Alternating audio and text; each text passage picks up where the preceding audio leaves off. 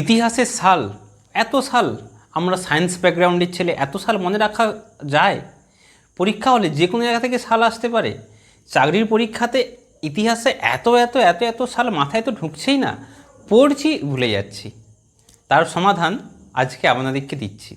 First math Dipankar চ্যানেলে প্রত্যেকেই স্বাগত। আজকে একটার ভিডিওতে আমি কমপ্লিট করব সেই অ্যানসিয়েন্ট হিস্ট্রি, মেডাইভাল হিস্ট্রি এবং মডার্ন হিস্ট্রি, টোটালে যতগুলো সাল পরীক্ষাতে পড়ে সেই পুরো সালটা একটা ভিডিওতে কভার করব। এই ভিডিওটা আপনার 3বার 4বার যদি শুধু দেখে নেন বা শুনে নেন, তাতেই কিন্তু পুরো সালগুলো মাথায় গেঁথে যাবে। একটুও সময় নষ্ট করবো না, আমরা শুরু করছি স্ক্রিনে। ইতিহাসের 3টে পার্ট, অ্যানসিয়েন্ট হিস্ট্রি, মেডাইভাল আর হচ্ছে মডার্ন বা আধুনিক ভারতের ইতিহাস। অ্যানসিয়েন্ট যেদিন থেকে ইতিহাস শুরু হয়েছে সেখান থেকে একেবারে 1206-এর আশপাশ। 1206 থেকে ঔরঙ্গজেবের মৃত্যু 1707, সেটা হচ্ছে মধ্যযুগের ইতিহাস। তারপর 1707 থেকে 1947, সেটা হচ্ছে আধুনিক ভারতের ইতিহাস। আজকে পুরোটাই কমপ্লিট করব। প্রথমে শুরু করছি অ্যানসিয়েন্ট হিস্ট্রি।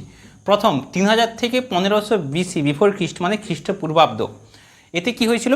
সিন্ধু সভ্যতার উত্থান হয়। কি সভ্যতা? সিন্ধু সভ্যতা উত্থান হয়।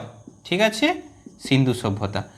এর মধ্যে 2500 BC-তে, 2500 খ্রিস্টপূর্বাব্দতে এই সিন্ধু সভ্যতা হাইয়েস্ট লেভেলে যায়, সবথেকে পিক লেভেলে যায়, মানে সভ্যতা সবথেকে হাইয়েস্ট গ্রো করে।